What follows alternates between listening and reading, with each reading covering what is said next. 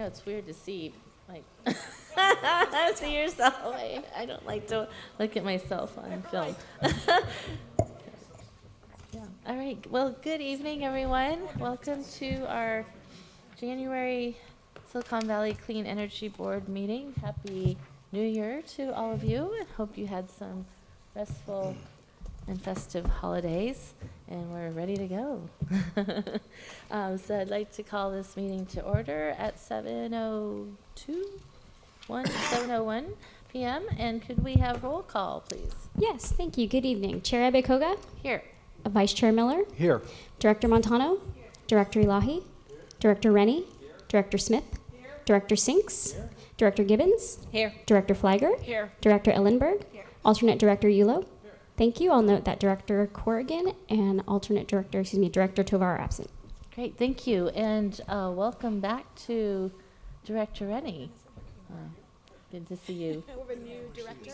Oh, great. And then we do have alternate Director Tyson for Director Corrigan. Great. So I don't know if we Thank could you. make a note of that. That'd be great. Yes. All right, thank you. We will now move on to public comment on matters not listed on the agenda. The public may provide comments on any item not on the agenda. Speakers are limited to 3 minutes each. Do we have any members of the public wishing to speak on a non-agendized item? If not, we'll move on to the consent calendar. And are there any directors wishing to pull an item from consent or speak to an item? I have a question about programs, so it might take 1F off for discussion. Okay, we will. And I could move the other items 1A through 1H accepting. Yeah, I had, wait, I think we have guys some are quick and other efficient. comments here. Related to So- 1F was 1G, and I had some questions on 1G. Okay, so can we take off 1F and pull 1F and 1G then? Any other items? Modification to the motion. So motion by Director Sinks to move the balance of the consent item other than 1F and 1G, seconded by Director Gibbons. Any other discussion? Is there a member of the public wishing to speak on any of these items? If not, all those in favor? Aye. Opposed, abstention, motion carries. So why don't we move now on to item 1F, 1F, sorry. Yeah, and Director maybe they Sinks. are related. I just noted in my pre-meeting discussion with Girish that I was interested in whether we were well set up to have heat pump conversions for water heaters work. And he noted that an esteemed member of the public that cares very much about decarbonization recently had the experience of having to replace a water heater. And if you know how that goes, it's like, you know, the water heater burst and you call the contractor and it's Sunday and yeah, they'll have it done on Monday, but they're going to do the most expedient thing. And I asked whether our program covered the prep of getting the panel connected to, you know, a 240 wired up to where that gas-fired water heater is today, and the other infrastructure needed to make it a non-gas water heater, an electric heat pump water heater. And he said not. And so I just, I would bring up for staff and our consideration, perhaps a change to this program which would enable that kind of conversion. So I don't know if anybody else has had this experience, but I was amazed, and not unsurprised, but amazed to hear that even our most staunchest defenders of decarbonization aren't able to get the job done when it hits them suddenly. Did you have comments as well, Director I Miller, could or- pile on because it's very closely related, if that's okay. Yeah. Yeah, if. So you wanna first, take let me both, that's second fine. everything you said, and I spent 3 weeks with no hot water, living off our solar hot water, trying to get a non-gas solution for my hot water heater, and it was not possible. and you know that I was trying pretty hard. Related to these items, one of the things was we were looking at how we were going to allocate grants, and one of the things we had done was we had proposed moving the reimbursement charge for a panel upgrade. We've removed the limit of 200 amps, so you could go bigger. But we reduced the amount from $1,500 to from $2,500 down to $1,500. And I worried that the panel upgrade is a gating item to any other electrification in the house. And I worry about the wisdom of reducing the price, the reimbursement price, to $1,500 from $2,500, given my experience that it already costs more than $2,500. And I didn't know if staff had any comment on that or others had thoughts on it. But I agree with Rod's fundamental premise, which is everything that we do needs to be dealing with not just us super early adopters, but laying the groundwork for regular people to put themselves in a path of decarbonizing their house as they start to convert and roll over their appliances. Anyway, somebody from staff might have a comment on the 15 versus 25.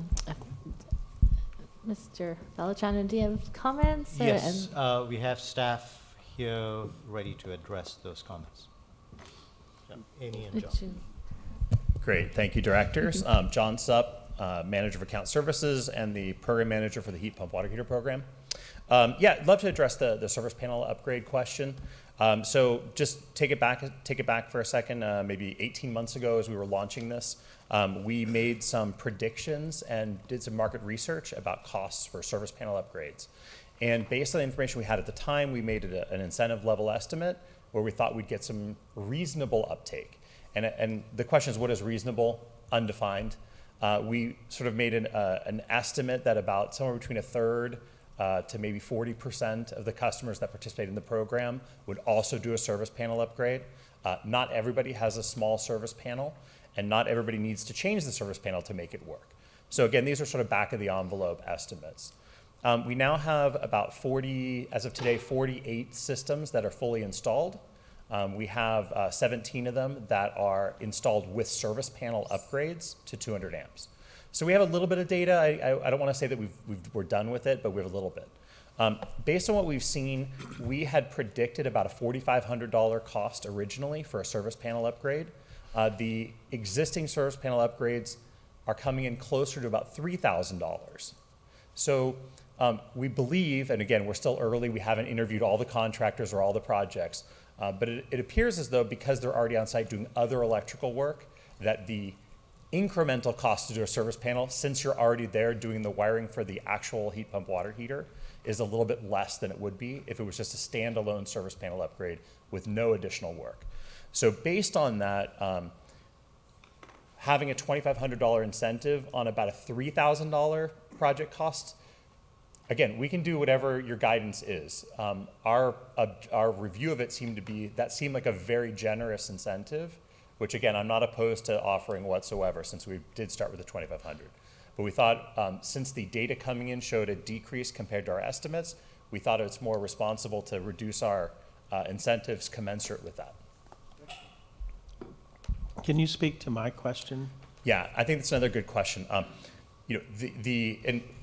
Allow me a little bit of a ramp up to get to the answer. Sure. This is doing emergency replacements is an extremely important part of a healthy heat pump water heater marketplace. And I will feel confident to categorically say today that the market cannot do that service. There is no supply sitting in Home Depots or Lowe's nearby to actually buy one. They're special order. The contractor community has expressed through their contractor bids a preference oftentimes for the customers to buy the heat pump water heaters themselves, because the contractors themselves don't actually have any volume-based purchasing power, because this is also a new product line for them. They don't have a long history of purchases of these. We have conducted trainings supported by BayREN for city staff members. We've done it for 3 different cities. We've had trainings for heat pump water heaters for inspection and permit staff. Feedback there is that of the 24 city staff members that we trained, 0 of them had ever worked with a residential heat pump water heater before. So just all in all, we are far away from being at a mature spot where when the phone rings at a water heater contractor's phone, where they would even ask the question, is it an electric heat pump water heater? So where I think your point is really valid is, as we're looking at what does maturation of the market look like, the ability to have rapid response emergency replacements of water heaters is a target and a goal. But based on where we are today, it's probably, it's hard to say years, but it's, a year or two away. Where I think we have good support for what you're talking about is SMUD, after having worked, Sacramento Municipal Utility District has been running a heat pump water heater program for several years. They have now created an ecosystem by which, and a contractor pool and a supply base and a permit process, by which they will now guarantee a 48-hour turnaround. They will even put you up in a hotel room if you don't get the electric water heater put in place within 48 hours. So there are models and there are processes to get there. But most of the contractors we're working with have now done one heat pump water heater, maybe two, and there's one that's done 15. So we have a really odd sort of Pareto distribution of who's actually competent. I shouldn't say competent. Who is doing a large quantity of competent work, right? So I think as we continue to develop that pool, I think having this ability to do retrofits becomes better. When the time would be to try to implement something that is going to, the question is whether we need to do a pre-wiring opportunity like you're describing, or whether we need to reach a market maturity situation like SMUD is doing. I think both of those are potential to help get emergency replacements done. So I appreciate you giving me the long sort of lead into that. No, I appreciate that. So I actually attended a SMUD webcast recently about their programs, and I know this was one of the things they talked about. So what you're saying is over time they've built up this ecosystem, and we could endeavor to do the same. But at this point, we would be spending our money perhaps foolishly to pre-wire for heat pump water heaters. So I think the question, on the event of their demise. I think what you just brought up there also ties back a little bit with what Director Miller's experience is. Yeah. At the end of the day, we can certainly find enough money to solve any problem in any retrofit situation. Yeah. The question is that a reasonable use of the money, right? Yes, maybe it's $20,000 to fix a really unique, hard problem. The question is it better to fix the one or do 10 other ones? And when is the right time to make those decisions? So again, with your guidance and input, we're happy to go whichever direction you think. Our discussions have been, I think our market locally is still maturing a bit. And so we will take these inputs in and try to figure out the right time to feather them into the maturation. I and heard you say transformation. Sacramento was ahead of us. They did that borrow. motivates us. They did borrow our service panel upgrade. Thank you, John. That was one of the best answers I've gotten to a question ever. Bringing it back to directors, so I have Director Gibbons, Director Yulo, or Director So Tovar? my comments earlier to staff were also on this topic. Several discussions have been that in neighborhoods where things are undergrounded, the connection from the local transformer up to the panel can be very expensive.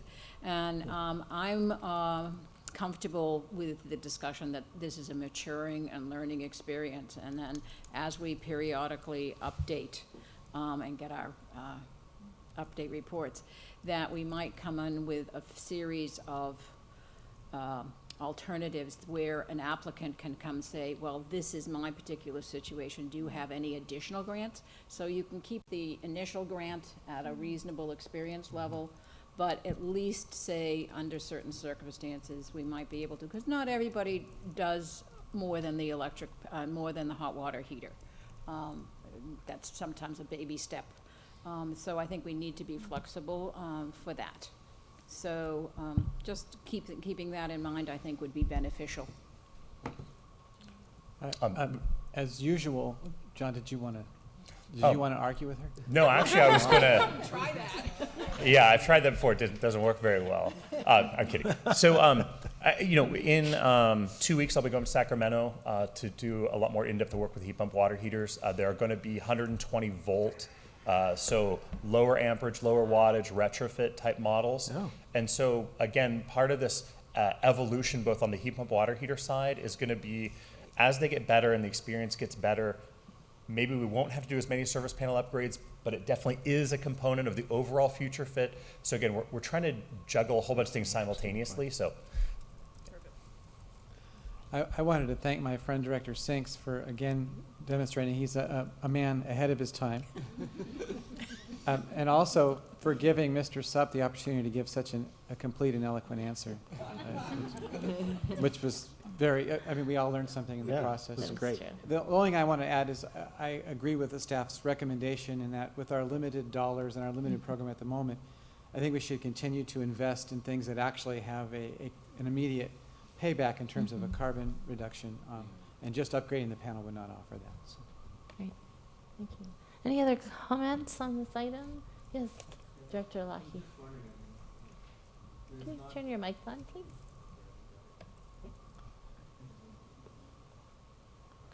Yeah, there are questions coming up and there's emergency issues. Have you considered having a hotline with a number on the heat pump or whatever product we're helping out with, so they can just call the hotline and maybe have somebody available in India or somewhere to talk back to them? or maybe here, I guess, but anyway. Would you repeat the last part of the question? To have somebody available, to have someone available to talk to them,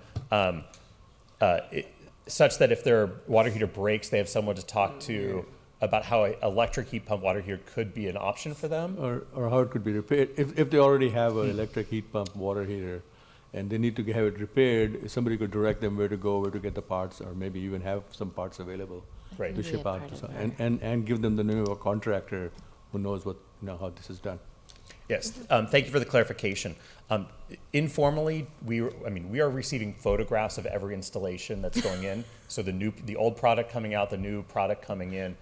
We are seeing on the photos of the new products coming in, the installation contractors' name displayed in nice prominent letters and whatnot on the heat pumps. But we'll definitely make a note to check, or I'll make a note to check to see whether their contact information is also part of that. Well, nice. Great. Any other comments? I'm going to open it up to the public. Any members of the public wishing to comment on? I'm going to take both 1F and 1G together. If not, I'll bring it back to the board. Is there? Yes, Director Smith. Yeah, I move approval of 1F and 1G. Great. Second. All right, there's a motion by Director Smith, second by Director Sinks. Any other discussion? All those in favor? Aye. Opposed? Abstentions? Motion carries unanimously. Thank you very much. Thanks for the explanations. Thank you. We're moving on to the regular calendar, and item 2, we have our lobbyist, Mr. Steve. I don't know if that's good to say or not. It's a good thing. We have Mr. Stephen Baker, Government Relations Consultant. I'll call him Legislative Analyst Consultant. Steve Baker of Aaron Reed and Associates. Welcome. Thank you for being here. Thank you, directors. Thank you for having me, and welcome from Sacramento. So I want to give you just a quick introduction of who we are and what we do, and then talk a little bit about what happened last year and gaze into the crystal ball of what's going to happen in 2020 so that you can be prepared to make decisions. Like you said, my name's Steve Baker, and I'm with the lobbying firm of Aaron Reed and Associates. We're a large firm that's been in business for about 45 years. I've been there for 30 years and have worked on energy issues for all 30 of those years. It's always an interesting time in Sacramento. First of all, I really have enjoyed working with your legislative ad hoc committee for the past year. I should also mention that Jennifer Tannehill from our office, she was hoping to be here. She came down with a bug and didn't want to pollute me or you, and so she's not here with me today, but she works on your issues as well. So we've had many meetings with your legislative ad hoc committee, both on the phone and in person in Sacramento, and have had them up to Sacramento to meet with legislators. We have a weekly call with Garish and Hillary once a week to go over the upcoming week and strategize and make sure that we're all on the same page and that we're there to implement your vision.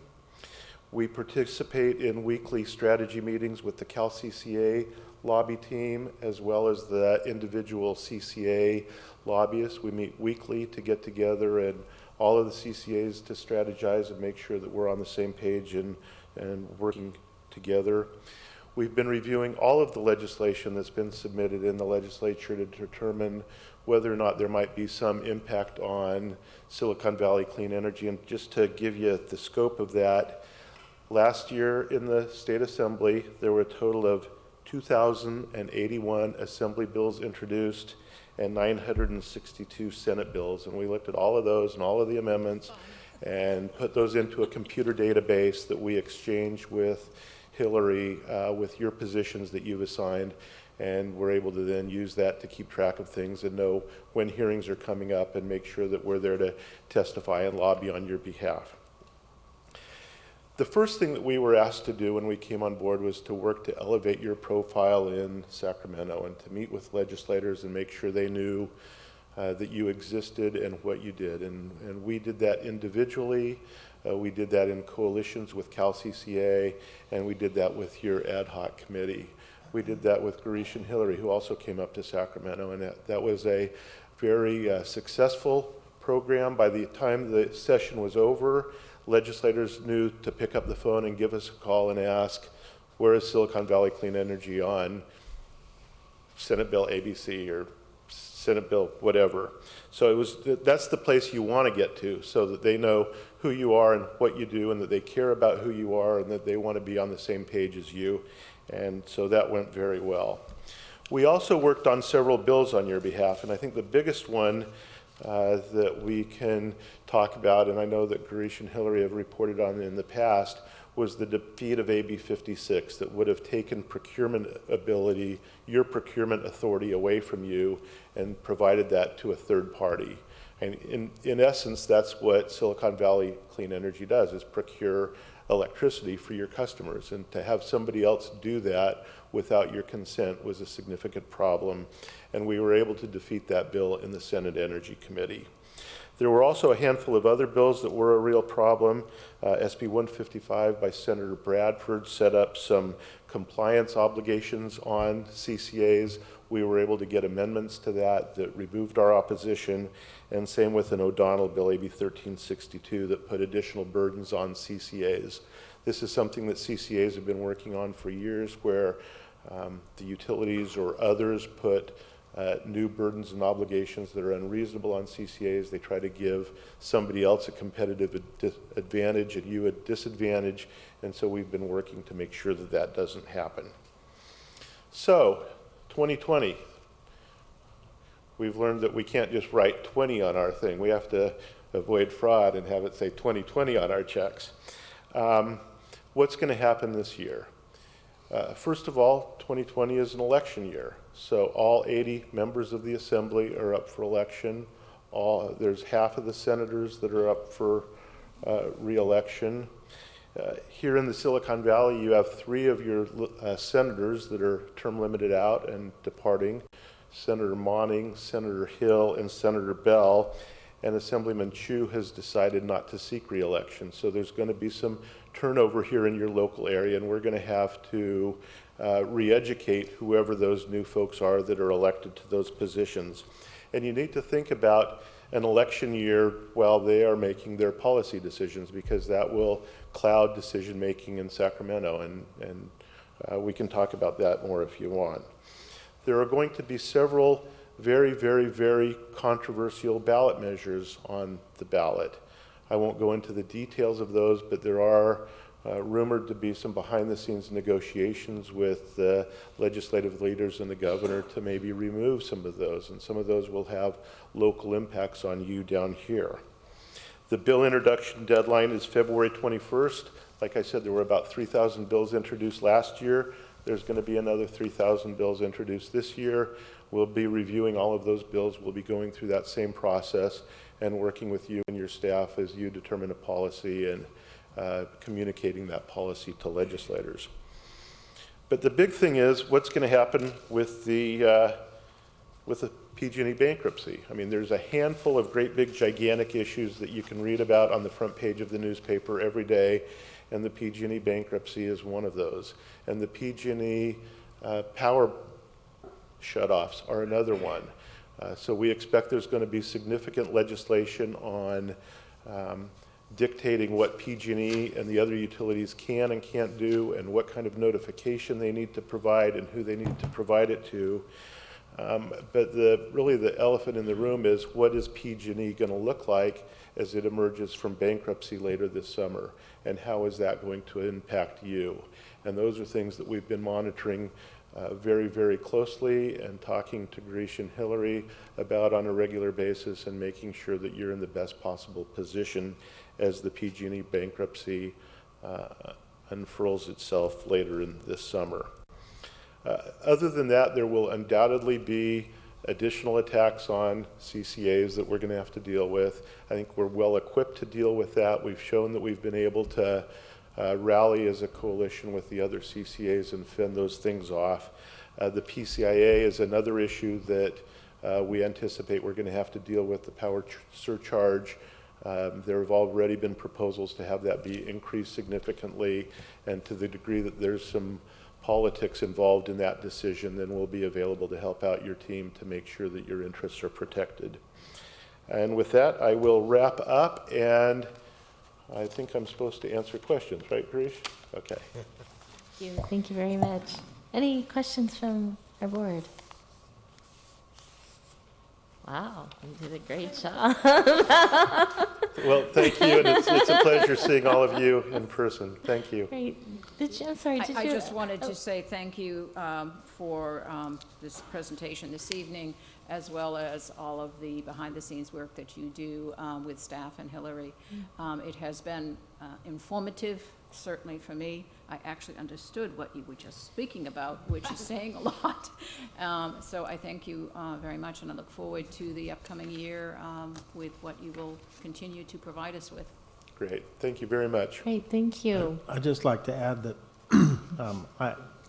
as the chair of this, the Oh, yes. ad hoc committee that we've had, I too appreciate your work, and think that it was a wise decision of this board to hire Steve and his colleagues at Aaron Reed. I think we've been much more engaged and actually been very successful, although we're in a defensive position.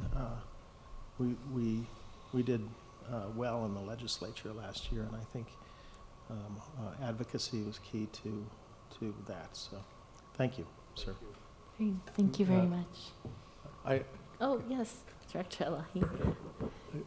We kind of discussed this informally at our meeting earlier on, but what do you think are the chances of the San Jose Mayor's proposal to basically take over PG's capacity in some form? Is that something that's going to go forward, in your opinion? We did discuss this informally earlier, but the complicating factor here is that the PG&E bankruptcy is going to be decided by a federal bankruptcy judge, and the federal bankruptcy judge has significant power and authority there. He's got competing plans that he needs to consider, where people that have legal standing in court have presented proposals that allow PG&E to emerge from bankruptcy intact while paying off fire victims, retirees, employees, those kinds of things. The mayor's plan is a skeleton of an outline, but it doesn't have the financing details in order to take care of those groups. How does the mayor's plan provide compensation for the victims whose homes have burned down? How would retirees be, how would their pension plans be funded? It's those kinds of nuts and bolts that the bankruptcy judge will be deciding. And so until there are competing plans that address those details, that's the challenge. Thank you. Oh, yes, Director Yulo, I'm sorry, I think we have more questions now. Director Sink said something which again stimulated me to comment. And this is a question maybe for you as well as Girish. are we thinking of putting forward any bills and suggestions for legislation in the coming year to maybe not be so defensive, but maybe play the other side of the ball for a change? I would leave that answer to Girish. I think that that is something that is still under consideration. Yeah, exactly right. So we are discussing this at CalCCA. I can tell you the two areas of specific interest to us are the future of PG&E. So there's a PG&E restructuring discussion we're actually going to have at the CalCCA board tomorrow as to what kind of position all of us can take as to what we think the future of PG&E ought to be. That will help in responding to and addressing what we expect to be dozens maybe of bills dealing with the PG&E situation that are going to be coming up. So these are like principles that we are putting together to see if we can coalesce around. So that's one. The second is what Steve talked about, PCIA. We came to you a month ago, talked about the 70% increase in the PCIA, and there are issues around a cap on the PCIA which would limit the increase to about 20 to 25%. But if that cap doesn't stay and the PUC allows the entire 70% to be put onto our customers, we will be looking at legislative solutions. So those are the two big areas which may have a business interest for us. All right, last call. Thank you so much. It's great to meet you. Oh, I'm sorry. Was there any public comment on the report? Nope. All right. I will close this item then, and we'll move on to item 3. Climate Youth Ambassador Program recap, and we have our CEO to introduce our special guest speaker. Yes, I am very excited to introduce to you Mr. Kaushik Tota. And Kaushik is a Sunnyvale resident and junior at St. Francis High School, and he interned with SVCEA from October 2018 to December 2019. But we got to meet him actually at an event that was hosted by the city of Sunnyvale. They had an amazing hackathon, and Councilmember Smith was there, and I was one of the judges among several other people, and we heard Kaushik speak, and it was like, wow. This is a future leader. It was very impressive. He did get a prize at that hackathon. And so we brought him in, and under the mentorship of John Supp and his ideas, he has launched the Climate Youth Ambassador Program to educate youth on issues facing the climate and actions to make an impact. To get the program started, Kaushik developed a project plan and then began recruiting high school students from nearby schools. I'm going to ask him to tell you more about the project, but Kaushik, please come on up.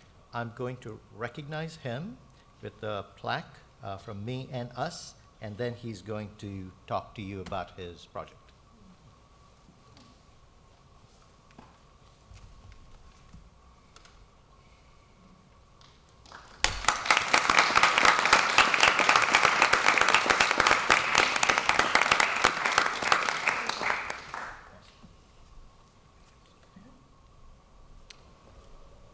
Hello, I'm Kaushik, as Mr. Balachandran just introduced me.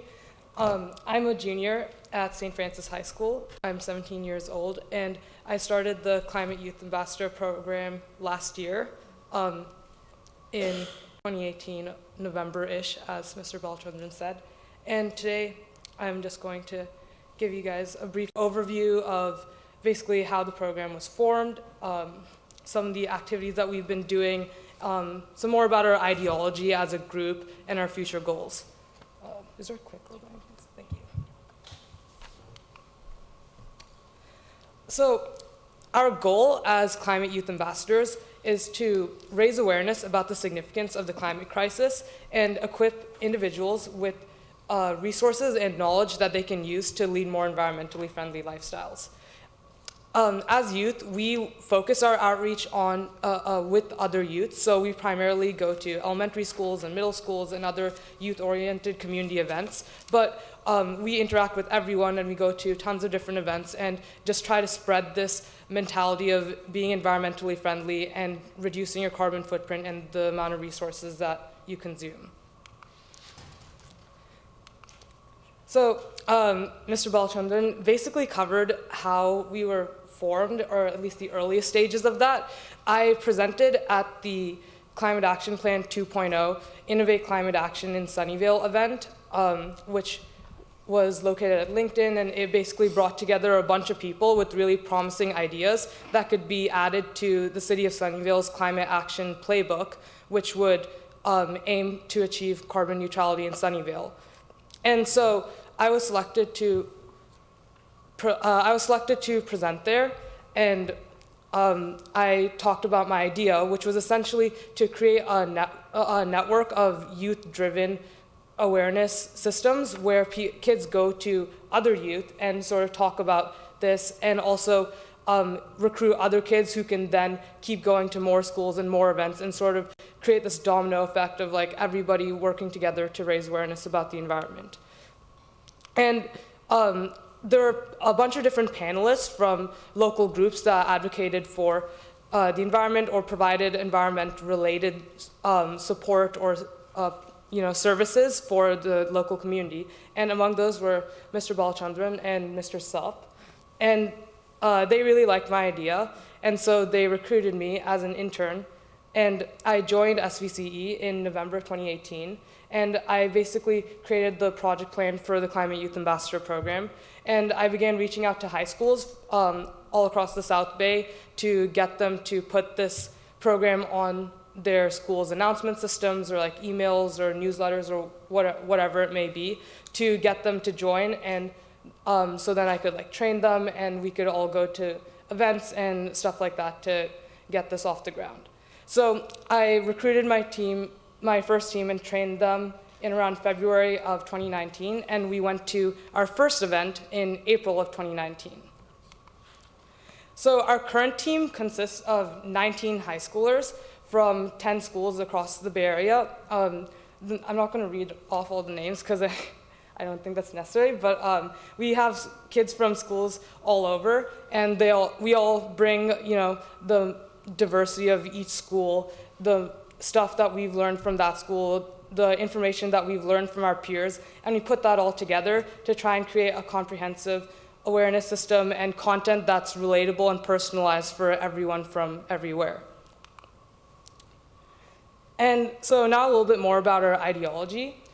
We believe that progress cannot occur without awareness. At the most fundamental level, everyone needs to be aware of the climate crisis in order to spur on policy action and implementation of various processes and services and technologies that will combat the climate crisis. So we want to, at this fundamental level, create that awareness and get people to understand that it's really important to reduce your carbon footprint and to be more conscious of the resources that you consume. We also believe that awareness at an early age is absolutely vital to this. As the years progress, climate change is only going to have more devastating effects, and if we don't educate everybody, especially youth, to adapt to the changing lifestyles that they will inevitably face as a result of climate change, they will be very unprepared for the consequences that are already being set in motion right now.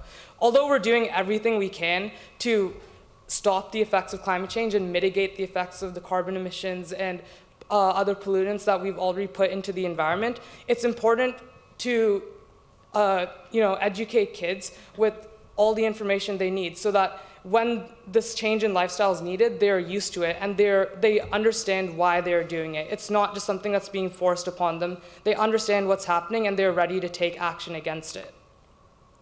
And so this is why we focus a lot of our outreach on kids, and we create lots of fun and interactive activities that try to get the kids' attention and then present information to them in a way that they understand well. We also try to in this line of relating to them, create emotional connections. At a young age, kids are very emotionally malleable, and this is something that we try to utilize to the fullest extent. By talking about topics like the polar bears and the ice caps melting and the polar bears losing their home, we're creating something that is emotionally, that generates an emotional attachment. Kids care about polar bears. They're adorable. Like, who doesn't like polar bears? And so these are the kinds of things that we try to talk about in order to get them to understand the effects of climate change, and then in the process get them to take action. So there are two main kinds of activities that we do. The first are presentations and assemblies at elementary schools and middle schools. And at these presentations, we talk about first who we are, and then we start with a conversation about what kids like about the planet, whether it's the forest or the beach or even just cities. We try to get them engaged in the conversation and talk about what they care about. And then we go into the science of climate change. So what causes climate change and what contributes to climate change. We then talk about the effects of climate change and global warming, everything ranging from sea level rise to deforestation to desertification to the melting of the ice caps to coral bleaching. We talk about all these different effects to help kids gain an understanding of the breadth of the climate crisis, and that it's not just affecting a small subset of our planet. It's a global phenomenon, and it will affect our entire planet equally. Then we transition to what everyone can do to reduce their carbon footprint and help fight the climate crisis. So we talk about things ranging from small tips that don't require a large change in lifestyle at all to habits that they can take up in order to reduce their carbon footprint, and how they can start conversations with parents, with local government officials and the like, in order to create change in their community, starting from just their household, ranging to maybe a city, a county, or even a state.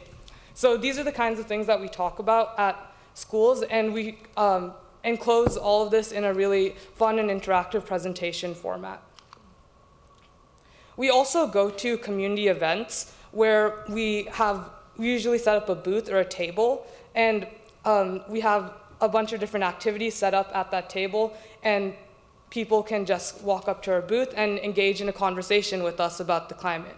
So through this booth, since we can't really have them there for like a whole 25 or 30 minutes, we talk to them about one topic that they're interested in, and we are then able to provide them with personalized information and content that they care about. So these are the kinds of things that we do in the community.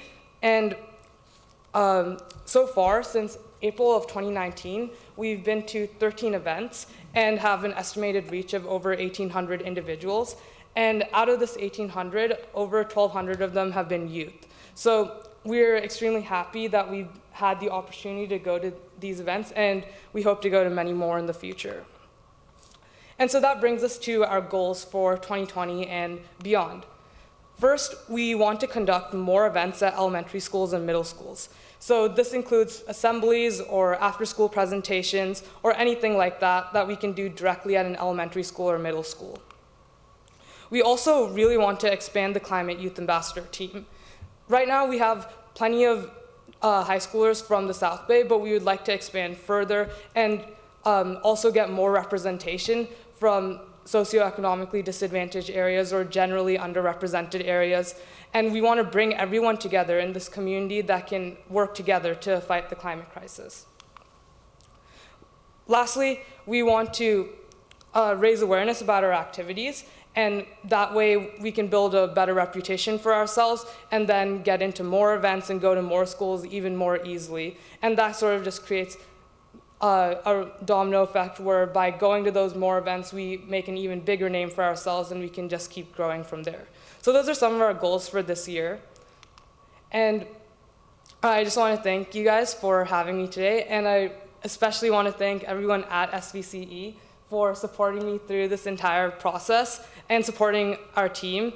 It's been seriously like one of the greatest experiences of my life, and I'm so happy that I'm going to get to continue this program and keep growing it. It's been a lot of fun.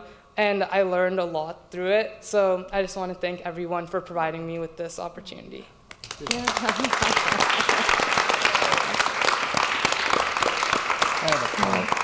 I think we have a lot of comments and questions, and Sure. I'm just thoroughly impressed and amazed, and we should be thanking you for all of your dedication. This is really quite an incredible program that you've started, so thank you. And I think the young people have it a lot better, get it a lot more than some of us adults, and so I would love for you to, expand this to the older folks. But I'm going to go to our CEO, and then I'll take comments and questions from the board. Board, I neglected to mention one of our staff members who had a key role in helping this program, and that's Colleen McCanning. She's our youth outreach leader. Good job. And you all remember Colleen from the amazing last Bike to the Yes, Future. yeah. And then she's moved on to do bigger things right now. She's delegating that to Lauren for next year, but still overseeing that. So thank you very much. Back Thank to you. All right, I'm just going to start from this end and go around. I saw some hands. Oh, yep. Okay. Thank you. Well, first of all, let me commend you on this. When I first read this, I was like, I couldn't wait to sort of learn more about it. And I appreciate your love and your dedication, not only to you, but the staff members as well. Prior to city council, I spent several years on the school board out in Gilroy. So I had an opportunity to talk to several of the board members and superintendent. And I appreciate you wanting to reach out even further, because I know that there's individuals that really want to participate. I understand the difficulty of transportation for events out in this area, but there are some quality students out there that would love to participate. And then the other thing too, besides the love of it, I mean, as a former director of admissions at Stanford, this looks good on your college application. It looks really, really good. But I hope that we would also reach out to South County as well, because I'm sure you probably already have, but I think maybe having you come out, and do a presentation to the school board would be excellent. So again, thank you for the work that you're doing. Appreciate it.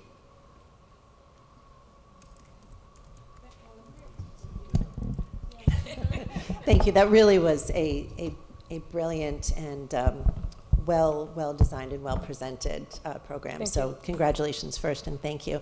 I do have two questions that I would love to hear a little bit more about. You talked in generalities several times about encouraging youth, little kids, teenagers, to reduce their carbon footprint. Right. Do you offer specific suggestions that are appropriate for kids? And if so, I would love to hear what kind of guidance you offer.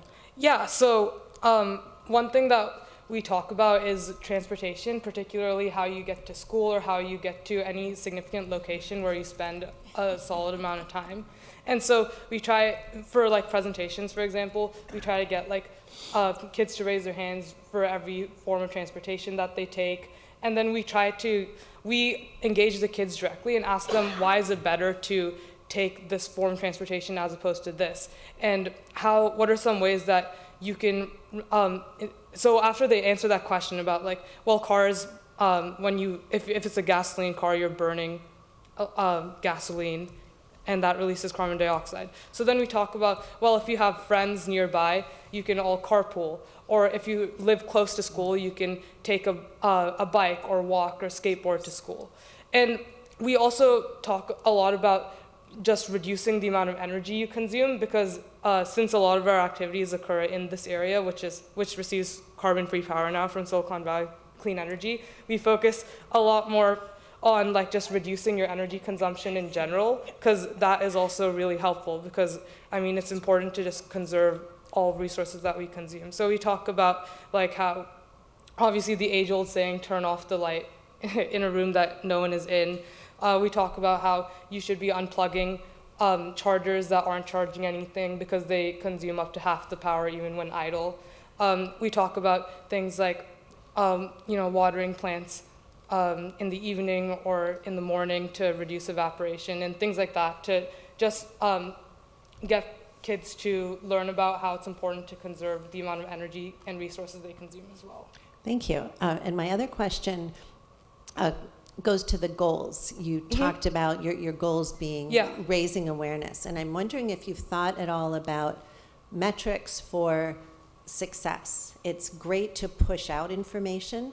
How do you know, or how will you track, if you're going to, whether you're having an effect? Will behaviors change?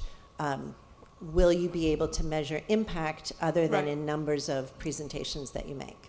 Right. So right now, the main roadblock we've had is because a lot of our audience is younger. There isn't much of a way to get to track their habits over time, because you have to.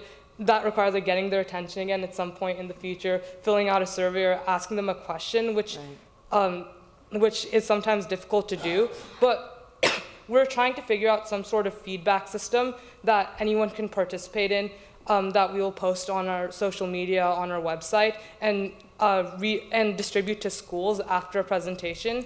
So any person who wants to voluntarily just share their thoughts on how our presentation or how our discussion with them has shaped their thought process with regards to anything they do in their daily life, whether it's how they get to a place, the food they pick, or when they choose to do certain chores. Those are the kinds of things that we would like to gather information about through some sort of survey system that we plan to implement in the future.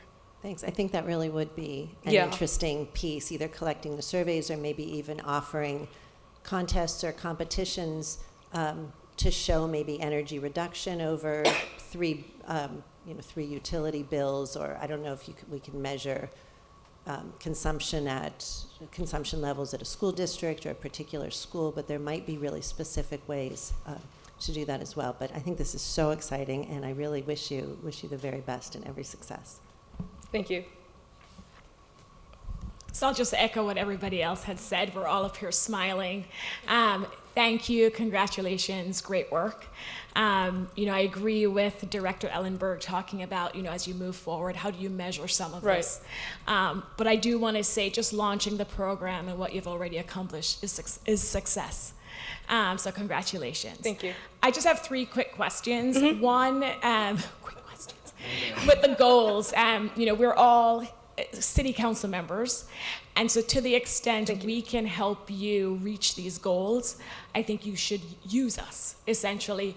Work with councils, let us know if we can help, if our staff can help. And I agree that also maybe if you haven't done it already, reaching out to the school districts to see how they can get you into the school assemblies and help you raise that awareness.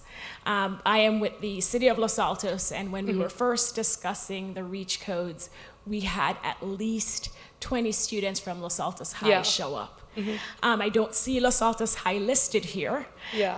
So I don't know if that's something you also consider doing, maybe partnering with already established high school groups to build awareness, build partnership, and build your program. Yeah, we do collaborate with other youth groups, youth environmental groups in the area under the umbrella of there's an organization called Silicon Valley Youth Climate Action, and that's sort of an umbrella organization through which all of us collaborate and participate in youth climate summits and things like that. And then the last thing I see here, you have your website, climateyouthambassadors.org. I think this is being recorded, climateambassadorsyouth.org.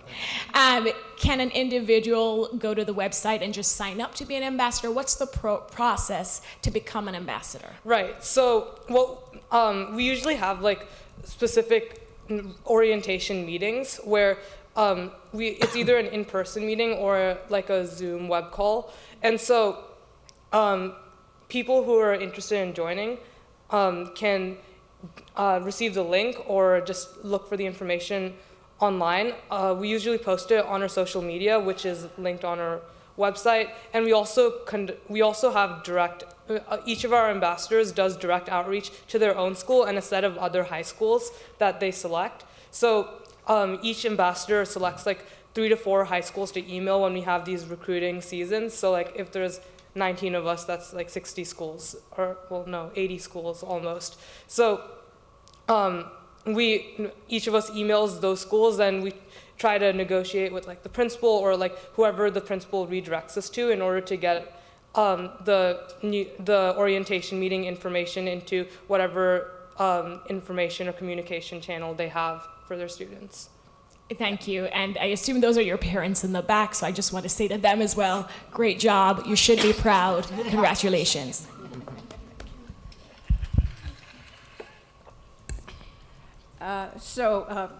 As all comments are great, and to see how much this board is engaged with what you're doing and sees the potential of it, thank you very much. It's very exciting. So my thoughts are, I think one of the great advantages of being part of Silicon Valley Clean Energy at this point is we have so much going on that there's a marvelous opportunity to leverage all the different programs that we're working on. And the first one that comes to my mind is this time of use change that we're going to be going through in October. And that would be potentially an area where you might be able to get some metrics going, because the young people are going to be going home and they're going to be able to explain to their parents what the time of use is and how much money they're going to be saving on their electric bills. Optimism here. I just think there's tremendous potential for you and the whole approach that you're taking with the young people who someone said earlier who know way ahead of this than most of us are. So thank you for the enthusiasm. I wish I had the energy that went along with that. Thank you. Apparently it's required, so thanks for setting it up that way. No, thank you for everything that you've done. I'll keep it super short. Can you tell us how many hours a week or a month you spend on this? It depends on the week. If sometimes we have a large event, or sometimes we have 2 events in a week, and when that happens, I end up putting in significantly more time, as does the entire team. But then we also sometimes have gap weeks where no one has responded to us, and we're just kind of just sitting there and waiting for a response.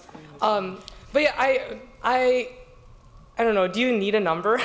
No, I just wanted to feel, and you gave me more than enough. I guess it would range from 1 to 25.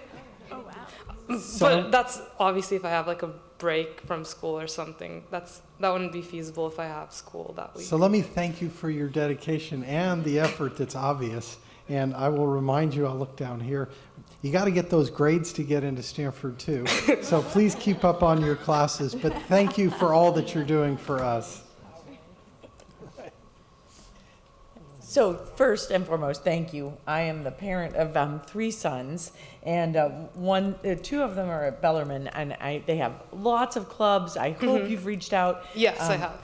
Most of my comments have already been made by my fellow directors, and I'm so pleased that we all think so similarly. But I hope you will leverage, and I'm saying this to our staff as well, I hope we can leverage the directors' contacts at our own schools and local school districts to help open doors for this incredible program.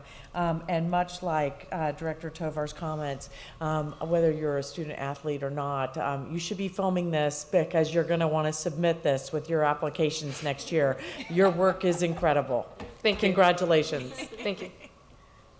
Well, I'm Rod from Cupertino, and I am also grateful for your work. I'd like to give you a little homework, which is to spread the word about a conference that's happening on March 28th in South San Francisco. 9 counties in the Bay Area, the Bay Area Air Quality Management District has held this annually. This is the 6th, and it will bring together youth who are motivated to work in... I believe we've applied for a presentation there. Oh, great. Yeah. So for the rest of you... Hopefully somebody has some pull to help. He's on it. You're on it. For the rest of you, you can go to sparetheairyouth.org and register for this, and it fills up every year. So whether or not you have a presentation spot, I'd encourage you to get the word out. Definitely. I have a little poll over there. Only we knew someone. Which I'm using right now because the best leverage is you, right? You have your network and you can help promote this. And I will leave you with one other thought, which is You know, I appreciate that you care about polar bears, and I care about polar bears too. But I was in a meeting a few months ago with Gina McCarthy. She's the former EPA administrator under President Obama, and she said to the group, I don't want to be quoted on this, she said, so forget we're on tape. She said, I hate polar bears. And she had to explain that, right? Because of course she loves polar bears, but she said, the problem is for so many people that need to get the message, that really doesn't hit home. They don't really care, right? So you have to explain, you have to get a message out that is more urgent, that says, no, it's not just wildlife up in the Arctic that's going to be affected, right? Right. It's the idea that, coastal inundation is happening. It's the idea that we have trillions of dollars of infrastructure that Right. will be lost. It's the idea that if, say, the average Earth temperature warms to 4.5 C, which is what scientists are saying, not that Right. aspirational thing in Paris that was 2, that the average temperature over land will be twice that. So can you imagine a California that warms to 9 degrees centigrade or 16 degrees Fahrenheit? I mean, it will change everything about farming. We will have massive droughts. And so there will be great impact in Right.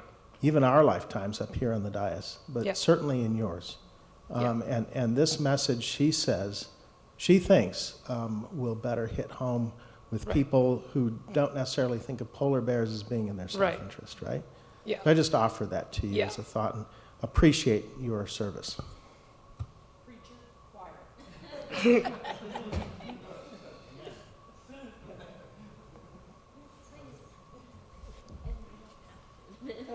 Well, I do because, it's Sunnyvale. So I am very, very proud that Sunnyvale is where you call home and that you were discovered in Sunnyvale. And I am, hi, Mom and Dad. So, yeah, I mean, I'm glad that you were able to get to schools and do so much so quickly. And I'm reading your youth ambassador goals here and wondering what your future holds in terms of policy and advocacy.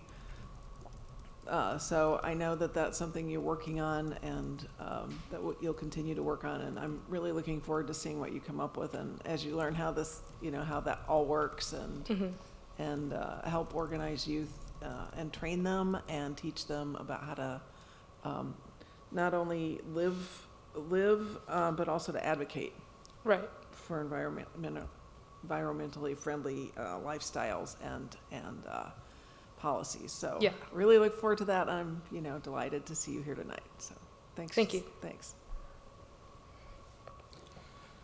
So when I first moved here after grad school, I moved to Sunnyvale, but then I eventually settled in Los Gatos. So feel free to move to Los Gatos and no, seriously, thank you for all the work you've done, and congratulations for having the fortitude to get the results that you've gotten also. There's so much been said, so I don't need to add much more, but of course, like everybody, all the other directors up here, if you want to try to make more connections For in sure. Los Gatos, Yeah. feel free, I will help you out. Thank you. My turn, I guess. Kelsey, thank you so much for coming. Really appreciate your comments. I think you made us all proud. So even though we didn't do the work, you're doing all the work. But we kind of take credit for it somehow.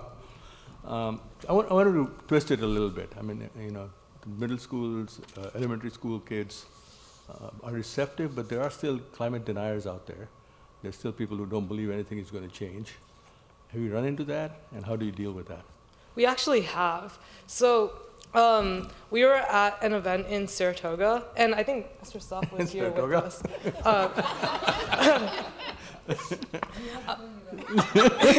That's why. It was at a car show, if that makes a difference. I think Sure makes a difference, yeah. I don't think I was personally there to witness it. One of the other ambassadors was talking to a man who came up to our booth, and he said something along the lines of, are you sure this is appropriate content to be teaching children? And so we kind of, my teammate, he sort of broke it down for him and explained all the science that points towards the fact that climate change is indeed real and that it is in fact human caused, and it is occurring at this moment and will definitely occur in the near future, or will progress in the near future. And he didn't seem very receptive of our stance.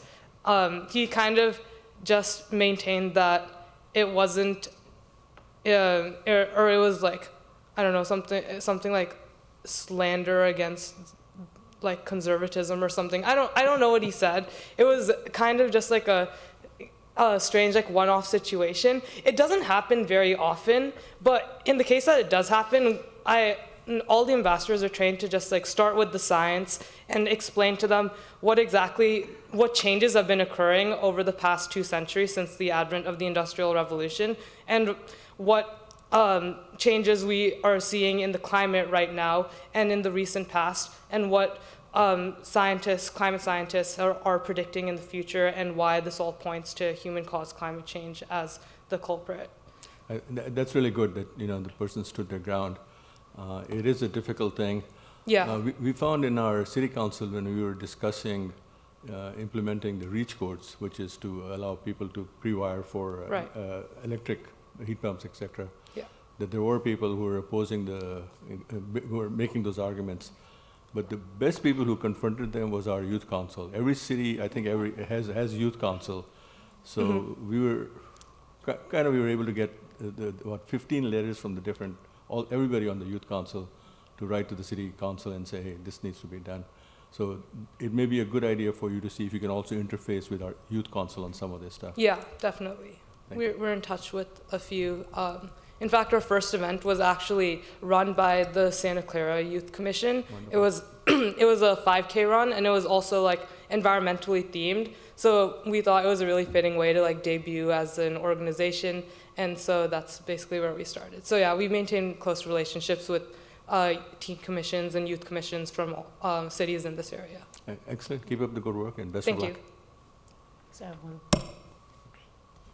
And I also want to give a shout out to the Desi parents out there. Oh yeah, you can't forget the shout out.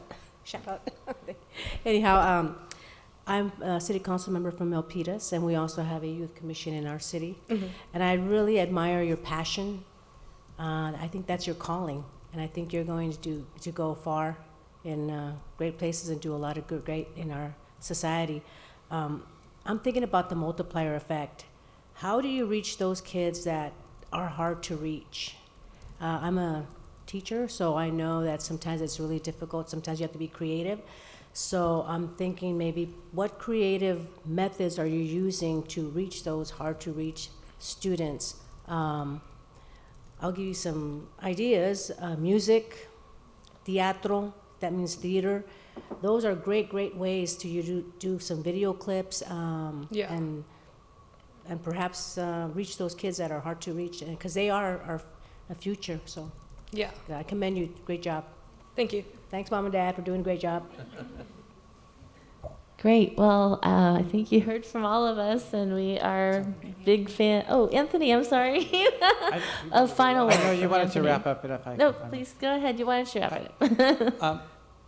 I appreciate all the polite comments. And let me be a little less polite, and really to echo what Director Smith said, which is the activism in getting involved in affecting policy change is really the opportunity before you. It's wonderful that you do focus on training the youth to minimize their own carbon footprint, and that maybe is the first step in getting people so that they're walking their talk. But I'm a staff person, I'm not an elected official, so I see what happens at our council level. Sometimes decisions are hard because they cost money, or they are a whole new thing to the boomers who think that they know it all. I'm a boomer, so I'm talking about myself. But do not back down, and and don't say, okay, boomer, because that's a little rude. But do not back down, but say, listen, this is serious, and you need to take action. Right. And I think that coming and ensuring that there is a presence whenever there's an opportunity to have a presence at a city council meeting or a county board of supervisors meeting when they're considering a policy, it makes it much easier for these folks to vote the right way. Definitely. So yeah. They don't want to be, if you will, the aggressive green edge of opinion. They want other people in the room to be doing that. And so you can serve that role, and you can have a tremendous impact, you and your colleagues. So thank you so much for what you're doing, and by all means, do more. Thank you. Because we're depending on you, really. Well, thank you very much, and congratulations again. And thank you to the parents for raising such a wonderful young man. And I'm just going to note that St. Francis High School is located in Mountain View, which is my town. So I'm glad our education system is doing its job. But I do have to open this for public comment. Any members of the public wishing to speak? If not, thank you very much, and thank you for making the time to come here. Thank you for having me. We actually called each other right before the meeting to make sure we wear our purple shirts. Oh, yeah. So. All right, we are moving on to item 4, our CEO report. Mr. CEO? Yeah. Hard to follow that. I know. Very, very exciting. I would like to introduce 3 of our new team members. First is Zoe Elizabeth. She's going to come up to the podium. And she joins the account services team as a senior energy consultant, primarily engaging with our cities and regional partners on electric vehicle infrastructure and resiliency efforts. She's a proven leader with a track record of developing stakeholder-driven, data-backed solutions to reducing carbon and increasing equity. She led local efforts with the County of Santa Clara and regional efforts with UC Berkeley's Center for Resource Efficient Communities and the Los Angeles Collaborative for Climate Action and Sustainability. In addition, she has secured funding from and collaborated with key state agencies such as the CEC, CPUC, CARB, and on numerous energy and transportation projects. Zoe. Good evening, directors. I'm just thrilled to be here. I've been passionate about decarbonization, specifically on a regional level, and how we accelerate decarbonization while at the same time bringing real tangible benefits to local communities. I've been around long enough to know that CCAs are the place to make things happen, and I feel absolutely thrilled and honored to be part of this wonderful team and to work with all of you. Thank you. Welcome. Yes. Thank you. We are also excited to welcome Kevin Armstrong, who is our Administrative Services Manager, reporting to Don Eckert. And Kevin brings a wealth of experience to the position, including managing numerous sustainability projects. His most recent role was with the County of Santa Clara as a sustainability manager. During his time at the county, Kevin was the primary contact for the newly formed SVCE, so many of you do know him, and assisted in startup operations and helping SVCE get off the ground. Kevin has a bachelor's degree from Stanford Universities and a master's of science from UC Berkeley in civil and environmental engineering. Kevin? Thank you, Girish, and good evening, directors. Thank you for having me. I'm very excited to be on this side of the podium working with SVCE again. As Girish pointed out, I was at the county at the time that SVCE was launched and helped get numerous items through the Board of Supervisors to help with the initial funding rounds, so I'm excited to be helping to continue all of that. So I'll be working with Don Eckert on administration and finance, primarily credit and risk for PPAs and ongoing operations. So hopefully we don't have any struggles there and continue to provide power to all of our clients. Thank you so much. Thank you. Welcome. And the newest member of our team, Freya Chai, has joined SVC on Monday as a decarb and grid innovation analyst intern. She'll be working on equity and access, resilience, and building decarbonization policy and program design. She'll be working with Amy Bailey. Freya holds a Master of Science in Earth Systems and a BS in Computer Science from Stanford. The most meaningful projects she's worked on over the last several years include teaching climate science, cultivating a more complex understanding of California's energy and climate policies, and collaborating on projects to positively position her home state of Alaska with respect to the coming decade's promised changes. Thanks for the introduction, and pleasure to meet you all.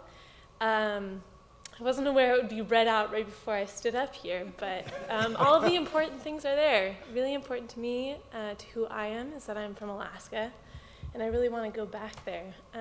But I've been here in the Bay Area for 6 years now, which is kind of hard to believe, and I'm really, really grateful to be learning about the California energy system, especially in this position, especially on this team. I'll be working under Amy Bailey, and my two focused projects are going to be playing a supporting role in the building decarbonization efforts and taking more of a leading role on exploring the themes of equity and access. So first off, really defining what we want those to mean, and then secondly, exploring what it means to really integrate that vision and philosophy into our ongoing operations and programs and policies. So I have a lot to learn from this team and from you all and from your communities, and I'm looking forward to it.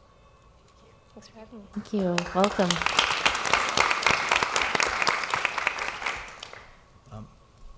I have one more thing I'd like to announce. I want to recognize our chair.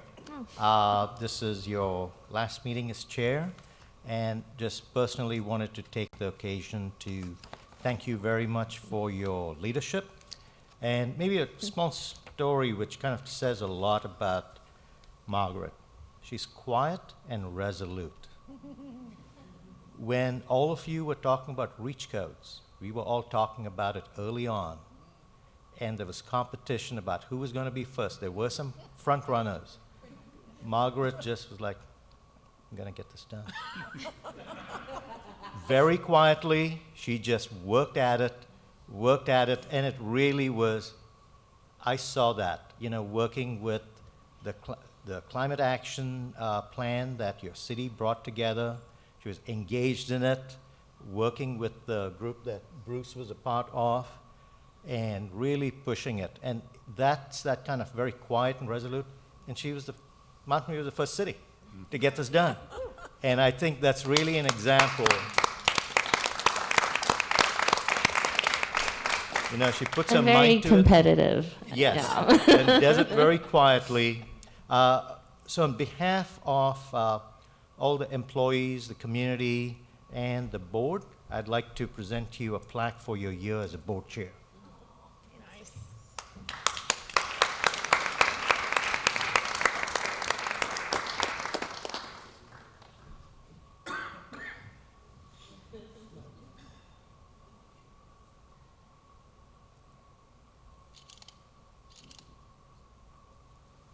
Okay, don't move, Margaret and Gresh. You guys wait right there. We all got to come up and get a picture with you. But before we do that, I just want to talk about your year. Just stay right there. Do not move. Otherwise, you'll be talking. When you're not at the microphone, the vice chair gets to speak. Every year at Silicon Valley Clean Energy is blessed with challenges and successes. And this year was no different. You may have remembered that we went through rate setting, which was supposed to be a 1-month activity for like 9 months. We could never figure out where everybody was going and where we would land. And Margaret was our fearless leader through all of that. And I would say that was a very challenging time for us, but we've landed in a very good place. This next year is equally challenging, though. And on the good side, we set out with this little thing called reach codes. And I read an article, and I got to find it. It was either BBC or Reuters just within the last week. And they talked about decarbonization efforts in America.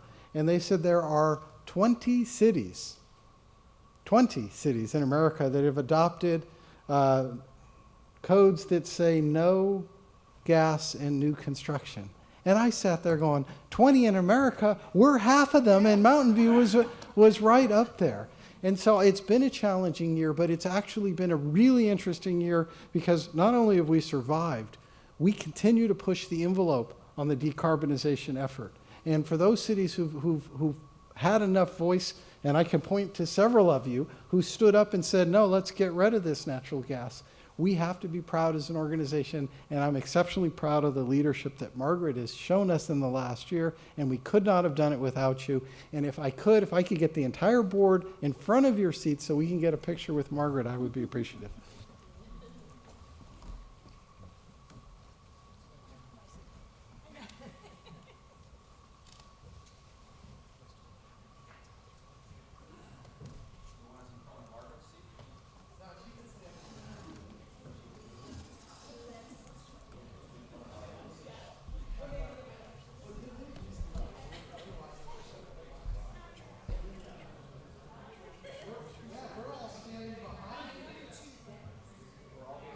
Could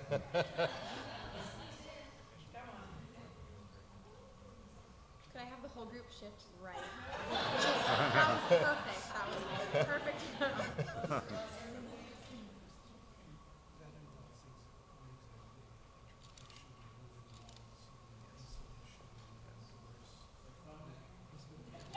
was perfect. Okay, boomer. That's okay. Thank you.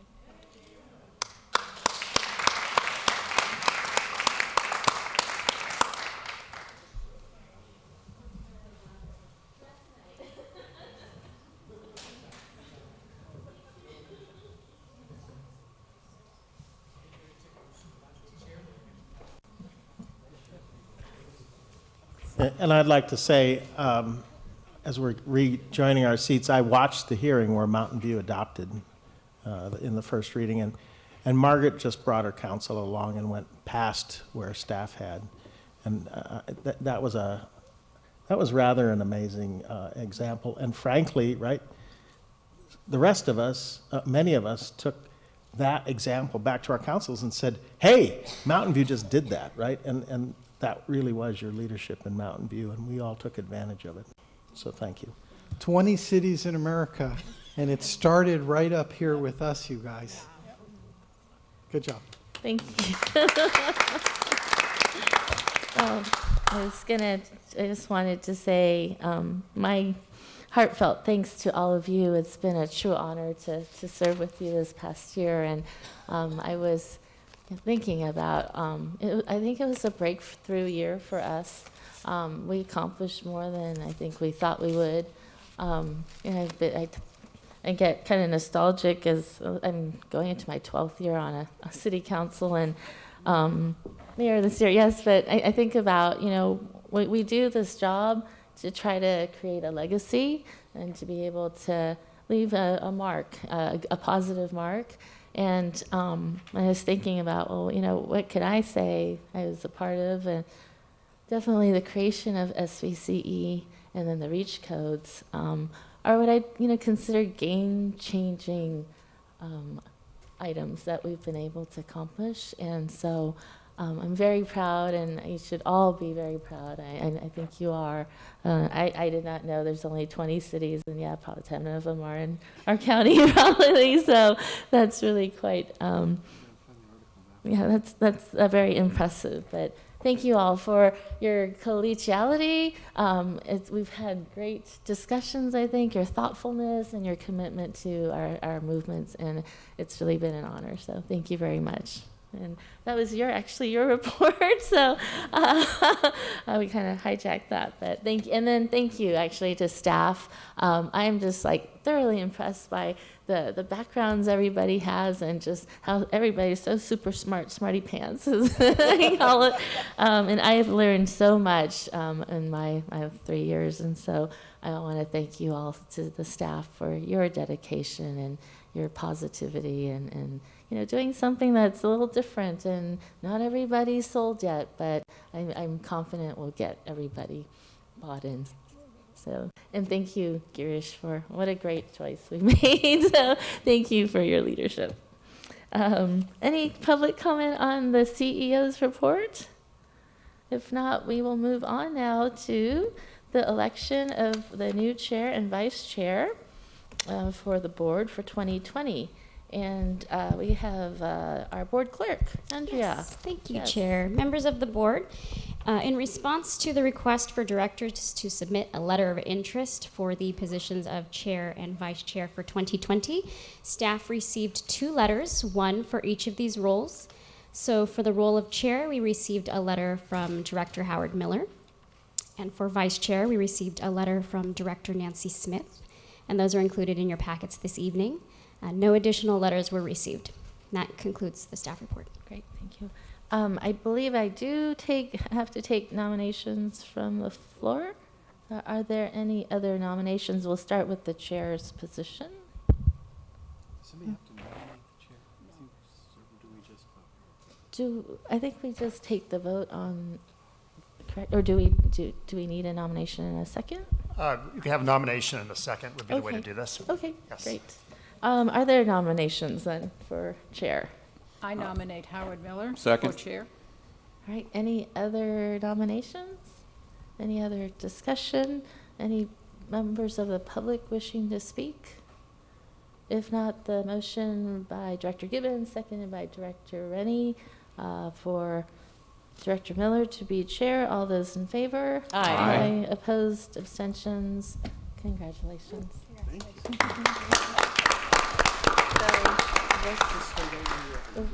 Do you want to slide that over? It's official. There's no time to pause, and you guys have all seen my letter. It will be an equally challenging year, and I look forward to what great stuff we will do. And with that, we'll move right along with the agenda, which is the I'd nomination. like to nominate Director Smith for your vice chair. Second. Who seconded that first? No, I didn't. No, It he was didn't. unanimous. Everybody did. Unanimous second. I think maybe we'll go with Robert Rennie on that. Any discussion? Any member of the public wish to speak before we vote? Seeing none, we'll call the question. All those in favor, please say aye. Aye. Opposed?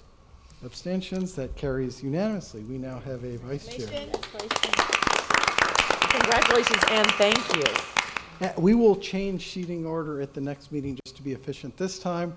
And I look forward to working with Nancy, who is well able to kick me under the dais when I'm not getting it right. So, anything that you'd like to say, Nancy? Thank you for the unanimous vote, and I do look forward to the challenges and opportunities and all of the great things we're doing. The report tonight is just, the agenda is just, things are finally starting to gel, and we're going to make a big impact this year, and I'm really looking forward to that. So thanks for your Vote of trust and confidence. confidence, and and I'm looking forward to helping lead the work. Thanks. It will be a great year. Okay, we're going to move on. Item number 6, which is appoint directors to the executive committee. Yes, thank you. So similarly to our chair and vice chair process, we requested anybody interested in serving on the 2020 executive committee to let us know. We heard from 5 directors. Those were Chair Miller, Vice Chair Director Smith, Director Abekoga, Director Gibbons, and Director Sinks. And Director Gibbons and Director Sinks also included a note of interest that's included in your packets. That concludes the staff report. So at this point, we need either a motion on that slate and/or anybody else who feels So like they moved. want to be on. A motion, and who made the second? Second, right here. Jarvid. Okay, excellent. Any discussion? Any member of the public wish to speak on this item? Seeing none, then we're going to call the question on that slate. All those in favor, please say aye. Aye. Opposed? Abstains? That carries unanimously. Also, thank you guys. Executive committee's a lot of work. I look forward to this. And we have a lot of experience, so this should be a good year. Okay, moving right along, item number 7, the ad hoc committee formation. And I think Girish is going to propose this one. So, Chair Miller, members of the board, at the last board meeting, we presented you options on the future of the ad hoc legislative committee, and the board gave us direction to select the option that's in front of you now. And basically, the difference between the previous ad hoc committee and the one that you're considering right now is that this committee will be term limited and scope limited. So the limited scope is in front of you. The 5 areas that the committee can actually be discussing, and the term is through the end of the year. If you approve the formation of this ad hoc legislative committee, Andrea will then be sending out a request on January 10th, asking for interest on serving in that committee, and you'll actually appoint members to that committee at your February 12th meeting. Excellent. Any questions? Again, this is just part of keeping this meeting a non-Brown Act ad hoc committee. It will have a 1-year term. It will be focused on these 5 items. I should point out the obvious, which is if something comes up and we need them to address the 6th item, we as a group could authorize that at some future point. But for right now, this is what it is. That is correct. And we have to look at it the next time. Want to be careful not to start expanding this scope. But at this point, it will be the topics that are part of the staff recommendation. Right. Any questions of staff? Any member of the public wish to speak on this item? Seeing none, any discussion or a motion on this? I would move the staff recommendation on item 7. Second. Boy, this number of seconds is all over the place. We're going to go way down here. I think we're going to pick Fred this time. Is there any other comments that anybody has? We're good with the 5 items? All right, then let's call the question. All those in favor, please say aye. Aye. Opposed? Abstained? That carries unanimously. Moving right along. Item number 8, adopt resolution authorizing the CEO to execute a renewable power supply purchase agreement. Monica's going to help us out.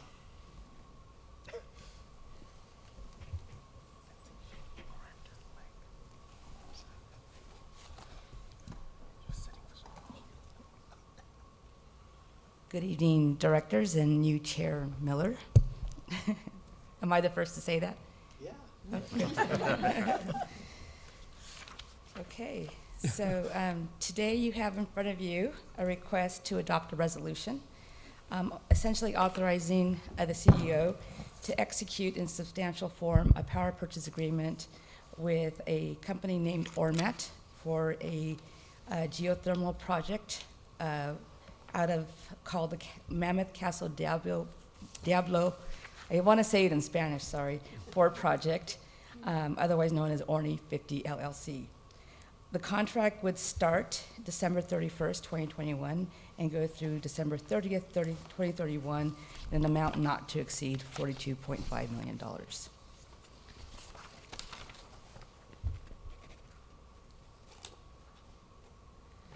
So tonight we'll just talk a little bit again about some of the background and why we're here asking for you to approve this PPA, a little bit about the Ormat geothermal project, our progress towards meeting our renewable and clean goals, and then some upcoming board action items that we'll have for you between now and May. So as from a big picture standpoint, what we intend to do or what we hope to do in the next 25 years, as planners, we need to think that far out, but we certainly are, I think, optimistic about being able to actually carry through on some of these promises that we have between now and 2045. As you're aware, California has a mandate to have essentially an RPS that grows to 60% by 2030. And through SB 100, they actually set in place legislation that would get us to carbon neutral by 2045. So they haven't figured out how we're going to get there yet, and the details about what technology is going to be considered carbon neutral, but that is their, lofty goal for 2045. And then you as a board have also adopted some goals, including having a clean source, 100% clean source of power supply for our community, and a fairly aggressive renewable portfolio standard, otherwise known as RPS. So in 2020, we expect to be about 50% RPS and 100% carbon-free on an annual basis. And so in order for us to get there, we have to do a lot of planning, both planning that we do internally and planning that the state of California requires us to do through integrated resource plans. And of course, at the same time, we have to be procuring and then reevaluating those efforts.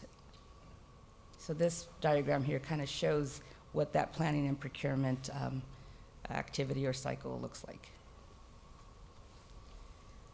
So when we go out to plan and procure, I mean, it's one thing to just say we need to procure all this energy and meet our goals, but the reality is that we have to do it in a way that balances multiple objectives, not just objectives that you as a community or as a board have established for us, but ones that the state thinks are important as well.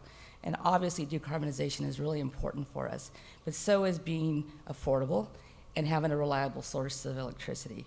So because of the kind of challenge of balancing these sometimes conflicting objectives, that's what integrated resource planning does.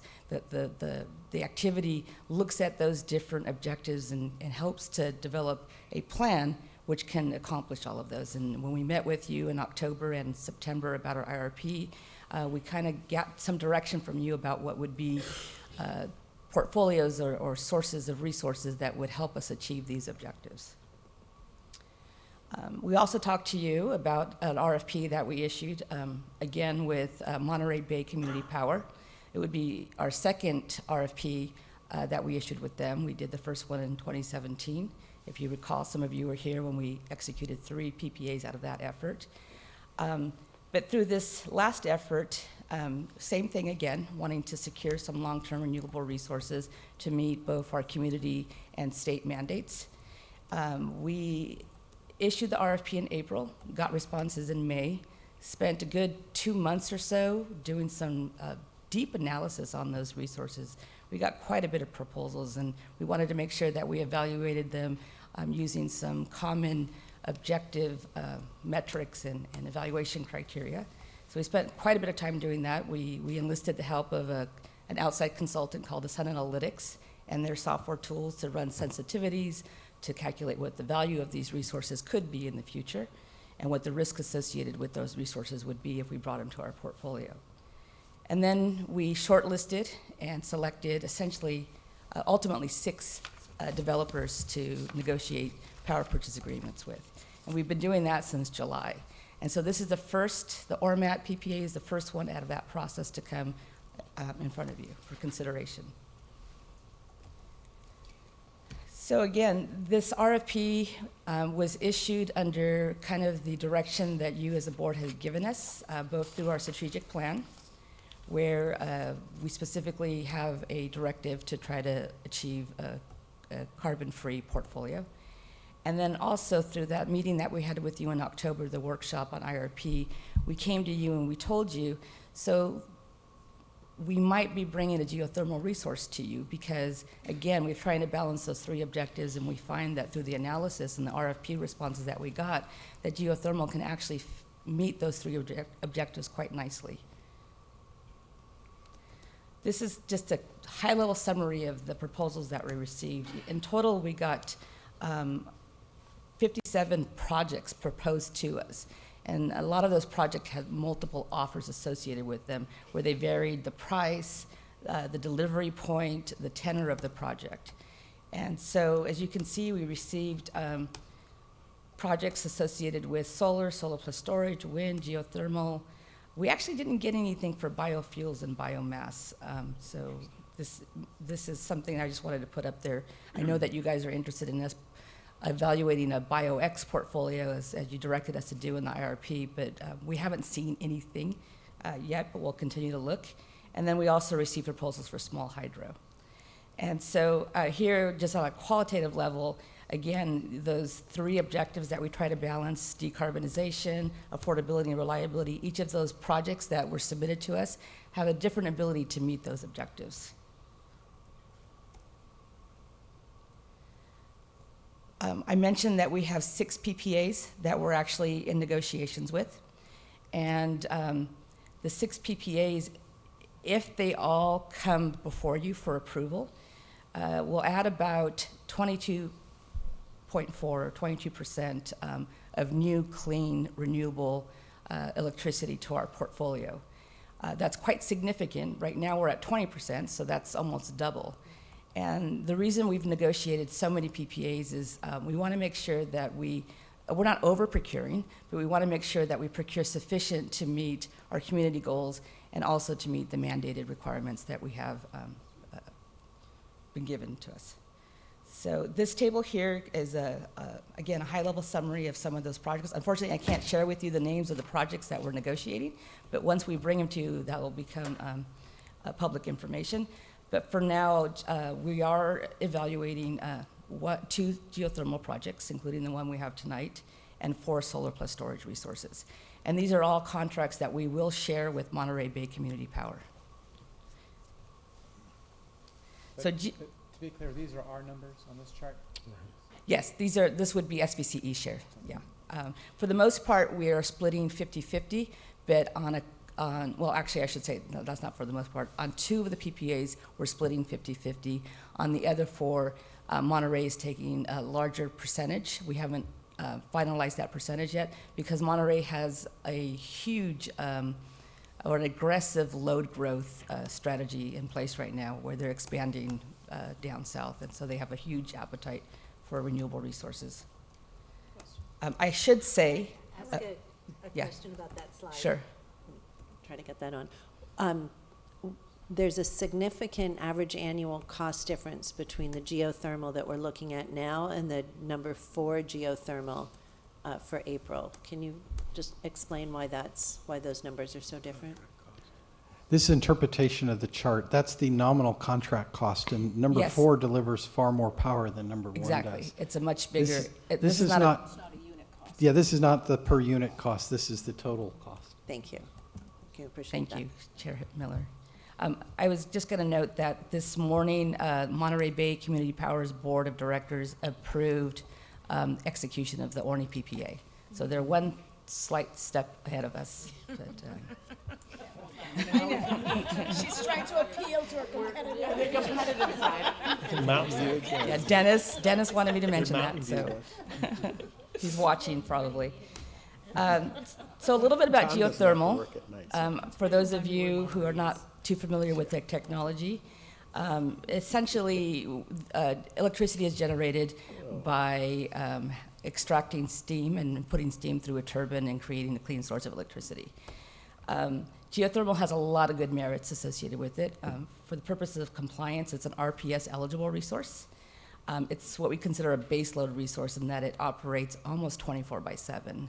You know, compared to solar and wind that operate closer to 30%, this will produce much more energy for us.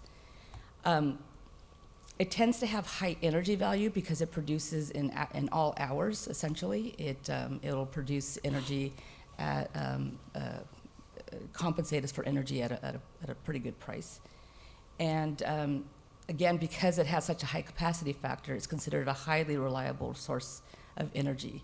And because of that, it's also given a high net qualifying capacity valuation by the Cal ISO and the CPUC for the purposes of resource adequacy, which we all know is a really important thing as we move to that 100% clean grid. We need to have clean sources of reliable electricity as well. Some of the drawbacks of geothermal, so if it's a conventional geothermal project, it produces slight anthropogenic emissions. Those are man-made or woman-made emissions associated with the extraction process, the process of generating steam. And they're pretty small. It's the CARB estimates them at about 57 pounds of CO2 per megawatt hour. When you look at the PPA price or at the face of it, geothermal tends to be more expensive than other resources, especially solar.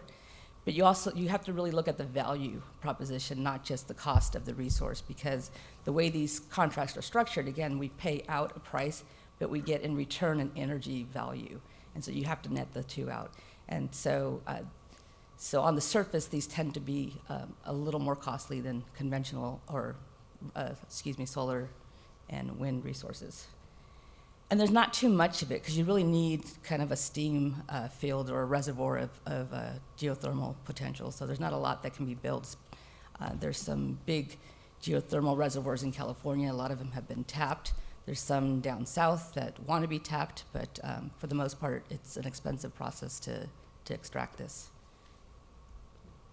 The Casa Diablo geothermal plant specifically is a 30 megawatt geothermal baseload energy resource. It, unlike conventional geothermal, is actually carbon-free because it utilizes this state-of-the-art binary air-cooled system. So that process of creating steam, actually they've created a technology that allows them to capture the fluid. I'm not an engineer, but something like that. But I put a diagram up here for you. I'm happy to have an engineer up here explain this, or up there explain in more detail. The commercial online date for this project is actually quite a attractive date. It's the end of 2021.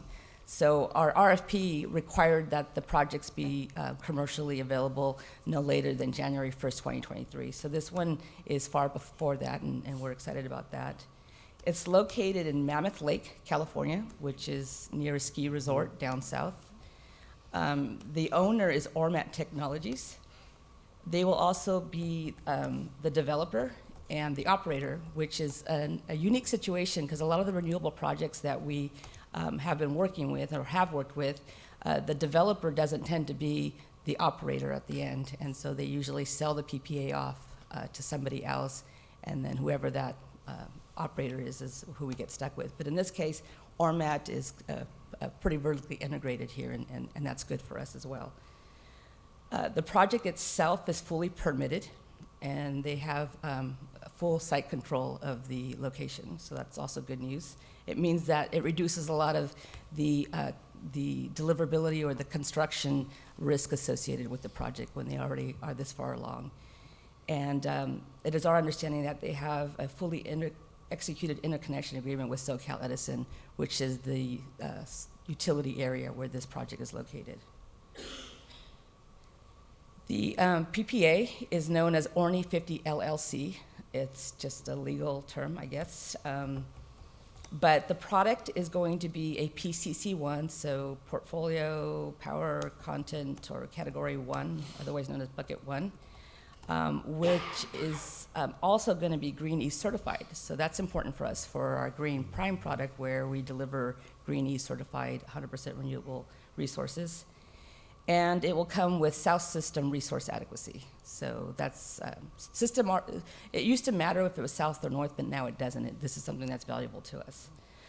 The term of the contract is 10 years. Our capacity quantity would be 7 megawatts. The expected energy from this resource is roughly 57,000 megawatt hours a year, or 57 gigawatt hours a year, and over the life, about 567,000 megawatt hours, which represents about 1.4% of our load. So this is a small contract when all is said and done.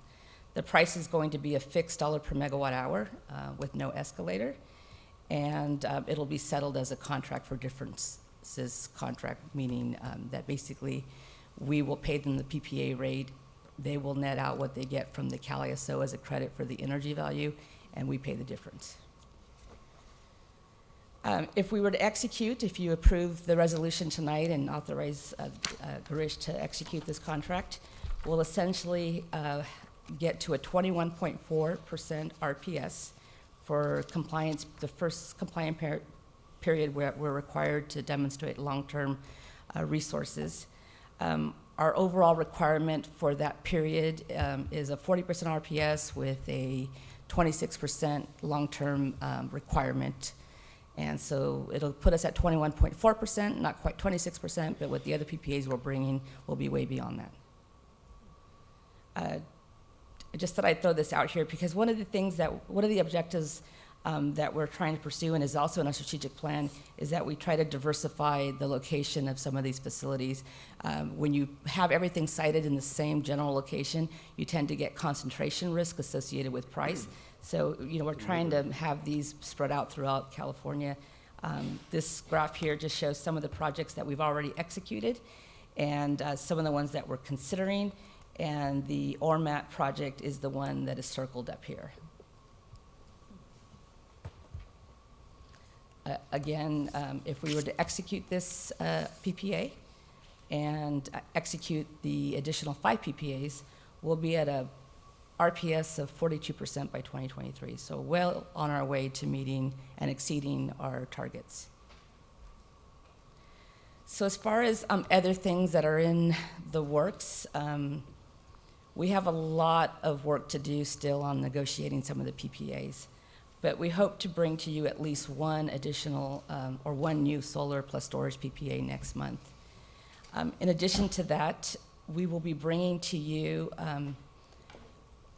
a request to approve an amendment to an existing PPA for the recurrent energy slate, where they're asking for us to both extend, or they've given us the option to extend the term of that PPA for 2 years and increase the battery size associated with the PPA under the same terms. And so we think that that's a good proposition, and we'll bring that to you next month for your consideration.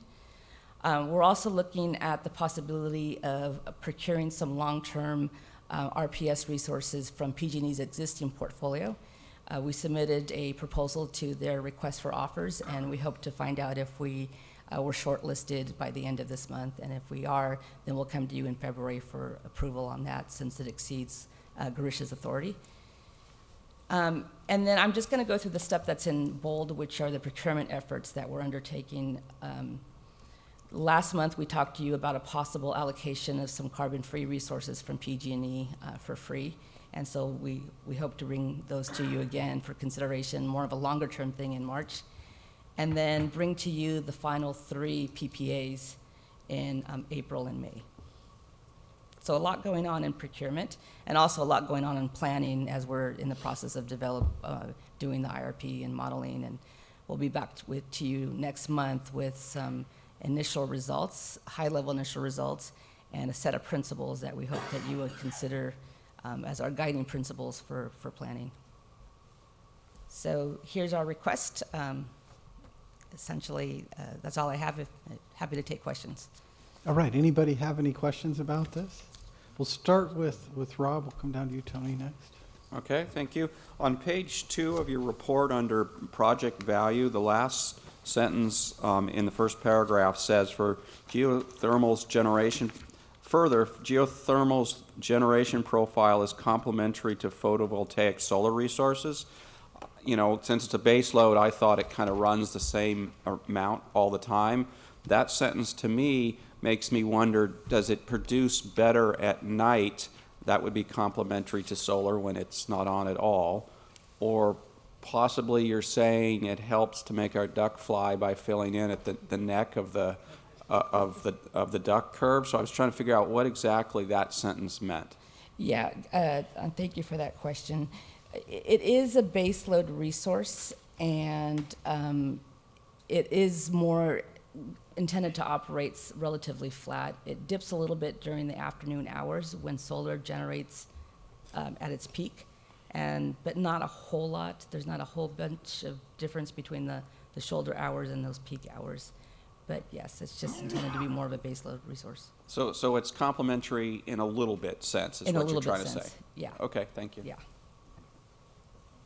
I have a graph here, but you can't see it, so it shows how it's complementary. Is it a secret? Yeah. No, it's just, I didn't include it in the presentation, sorry.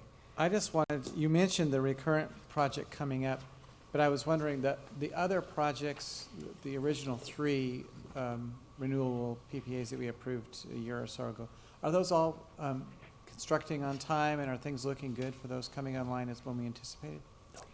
The recurrent, yes, is very much online, on track. The Big Bow as well project is on track. We have quarterly meetings with the developers to track performance.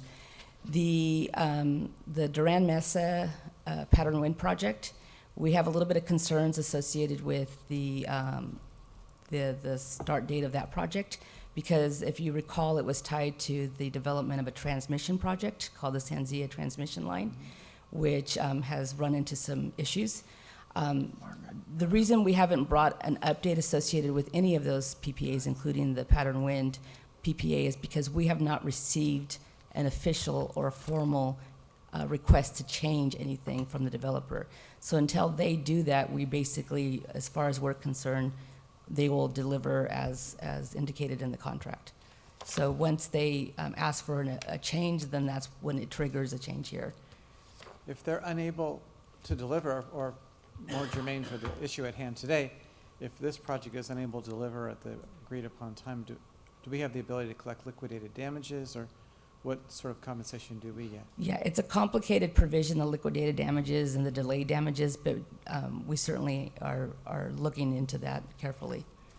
And I guess you mentioned that if in fact all 6 of these get approved, we'll be far above our minimum requirements, so perhaps our exposure for fines or other things is minimized anyway. Yeah, so we'll be far above our requirement for long-term procurement, but we'll be right in line for our requirement for annual RPS. Okay. So we'll have an RPS of about 50%. That's what the board has directed us to try to pursue. And then in 2026, the state gets to 50% as well.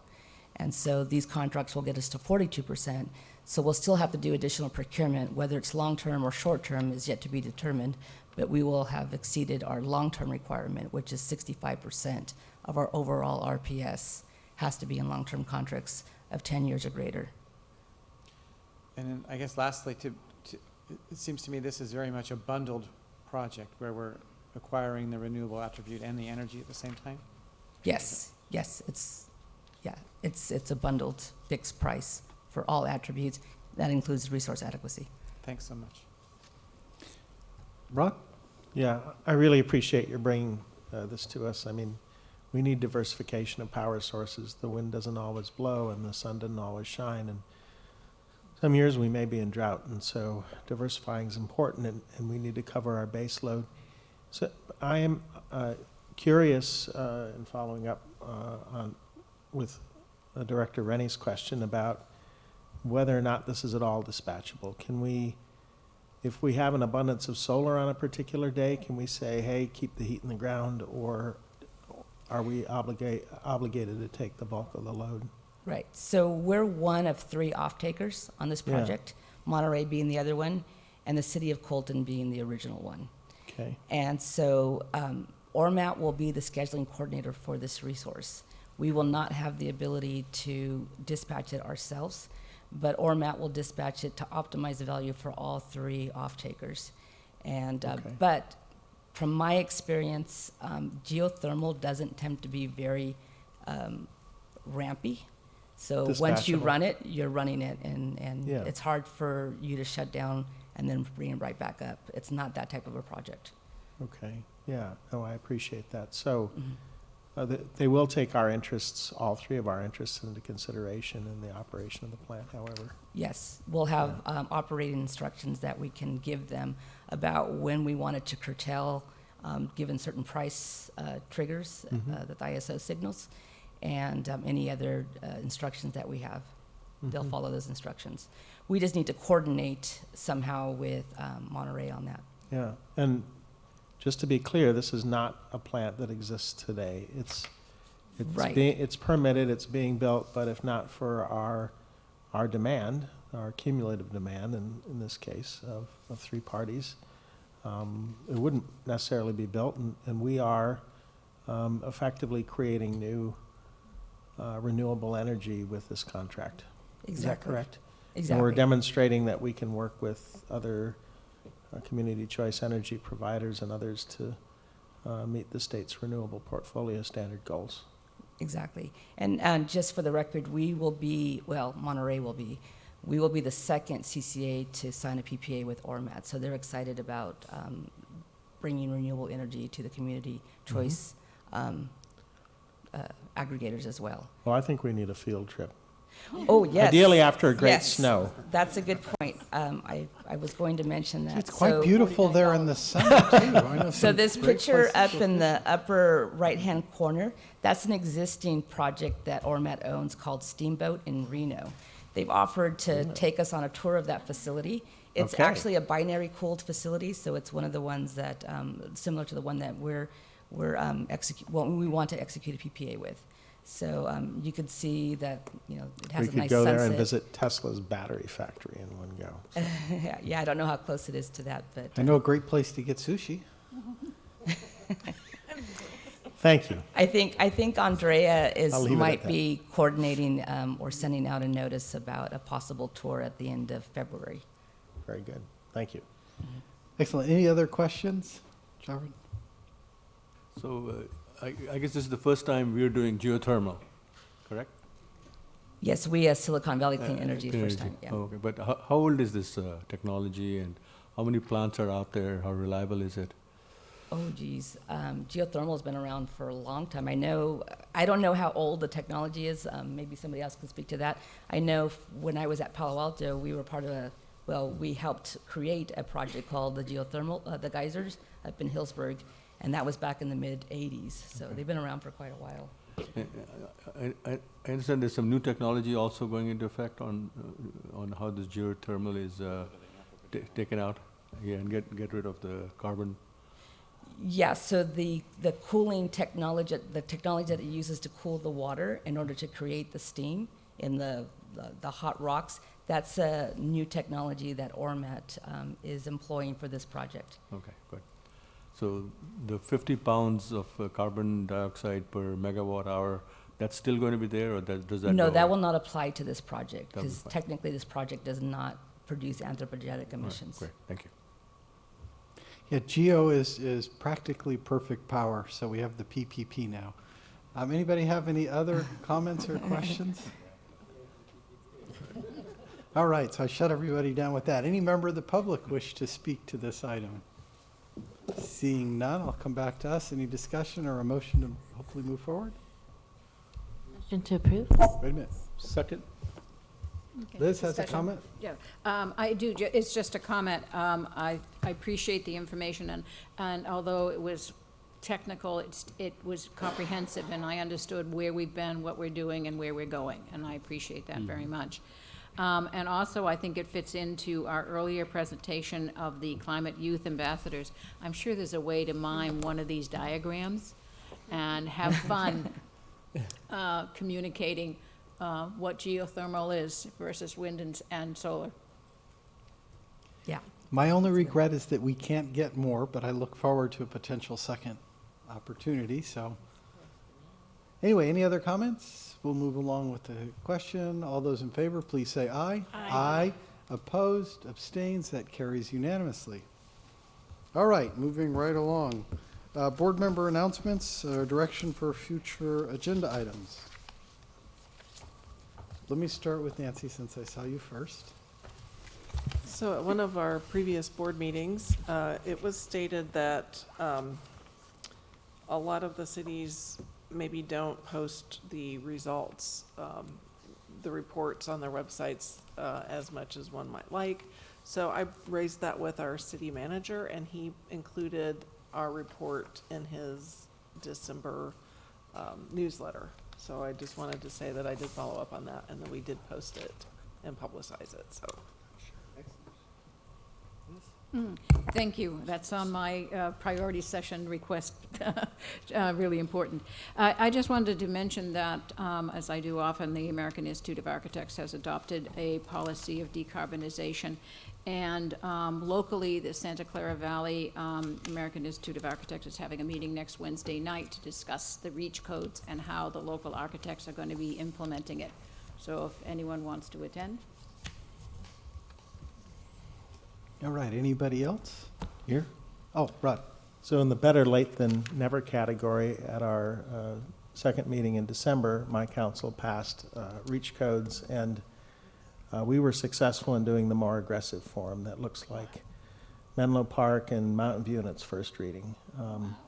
Now, we haven't done the second reading, right? So what we effectively said was, you have to show justification that it's not feasible in a commercial kitchen to implement with electricity. So if that holds in the second reading, and we'll see, I imagine there may be some pushback, as I know other cities have experienced, but we have worked hard to get there on REACH codes. Excellent for your student, yeah. Changing the world is not easy work, and congratulations. Yeah, all right. Any other comments? Well, I want to thank everybody tonight for celebrating my birthday with me. And with that, we're going to call this meeting adjourned. That's right. one last before you adjourn. Okay, before I adjourn. I know, I'm sorry, I didn't realize you were going to go quite so fast. This is my last meeting, and I wanted to just take a minute and thank all of you for being such a pleasure to work with, but particularly to thank staff from Garish to every single one of you who I've had the pleasure of meeting, including the 3 new employees tonight. You make us look like we know what we're doing up here, and it is so appreciated. I also want to make sure that you all know George Tyson, who will be taking this seat representing the city of Los Altos Hills starting next month.